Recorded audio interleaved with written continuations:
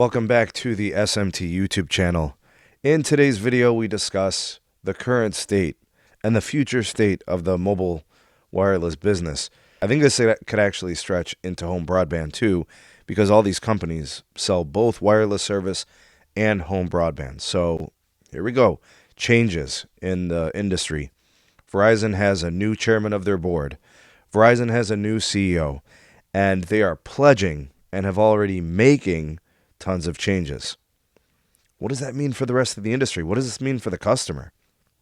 So several things we could discuss here in this video. Let's start first with who Verizon has been for the last several years under former CEO Hans Vestberg, who was just recently removed from his position. Not my verbiage. This was printed in articles. Hans Vestberg was fired. Hans Vestberg was removed. Hans Vestberg was delegated to an advisory position on the board. No longer chairman of the board, no longer CEO of the company. We now have two different people doing that at Verizon. We have Dan Schulman, the CEO, and Mark Bertolini, the head of the board. So Verizon has to do things differently. They've identified and spoke to this on multiple occasions since these decisions were made. Everything seems to stem from the fact that they are sick and tired of losing market cap and losing market share. So they're going to do things differently. But who has Verizon been up to this point? They've been the loser. If anybody in the industry has lost, it's them. I don't even really know how much they've lost. Verizon self-claims that they lost 30% market share and 30% market cap, or whatever the numbers are. I'd have to go back and look. But they said themselves that they have been losing, and they will not lose anymore. So that means they're going to change everything about themselves, and that puts the industry at attention. In comes AT&T, most similar to Verizon in the fact that their wireline business scales just as big as their wireless business. So what happens to AT&T in this? Well, things just got harder for them. It's not going to be as easy as it was before to take the Verizon customer. It was a little easier before. But Verizon's going to change things. It's glaringly obvious because they've already started doing it, and there's more to do. So if this happens, life at AT&T, in terms of taking share, is going to get a little bit tougher. It's not the end of the world. It doesn't mean that all of a sudden AT&T is not going to grow anymore. It just means the growth is going to come a little bit tougher. Maybe not as easy or not as fast or not to the magnitude that they were enjoying previously. So life's going to be a little harder for them. No problem. They should be fine. They offer a great fiber service, and they have a very large and available 5G network, and they're price competitive, and they have great promos and all these deals. They should be just fine. T-Mobile. What happens to T-Mobile in this? They stand to see the most resistance. They have enjoyed taking the most share in the market for more than 10 years. This goes back to the John Legere era. They have been taking share. And then they got Sprint, of course, right? So all that's part of this equation.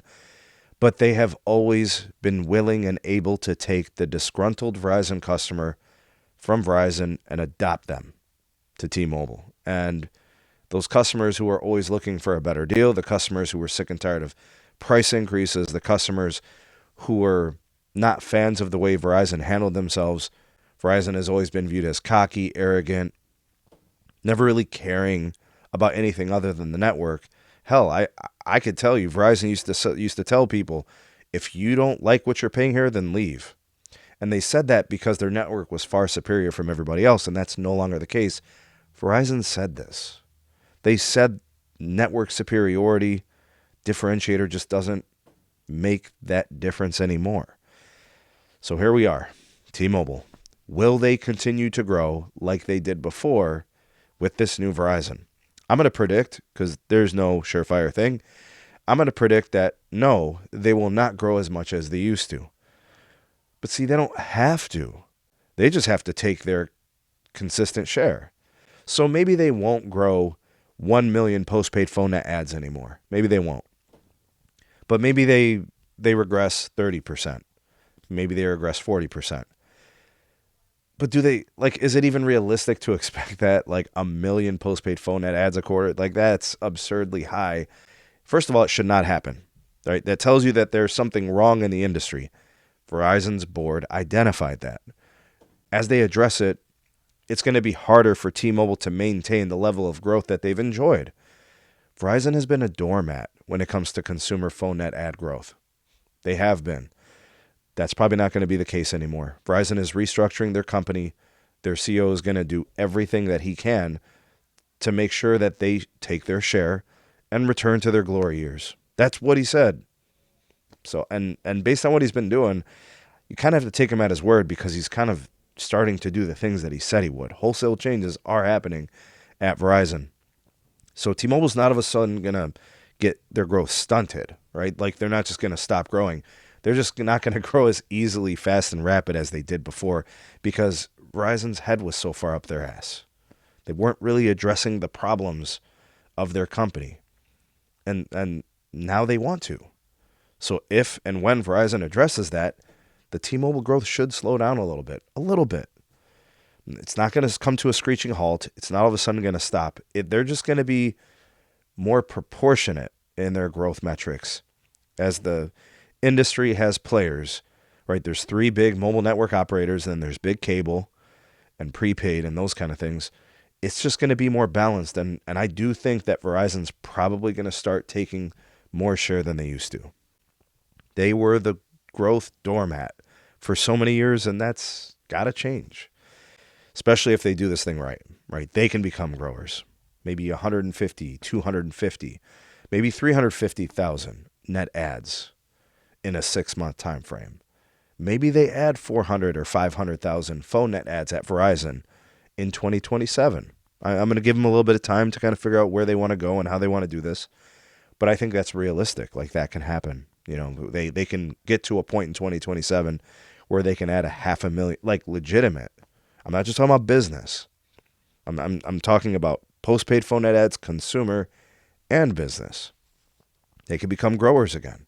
But AT&T is still going to take their share, maybe a little bit less. T-Mobile's still going to take their fair share as well, maybe a little bit less. But Verizon appears to be sick and tired of getting their asses kicked when it comes to phone net ads, which are the most profitable customers in the industry, and they have not been choosing Verizon in terms of all the segments of their business. So, should T-Mobile be worried? No. Should AT&T be worried? No. It's just not going to be as easy as it once was.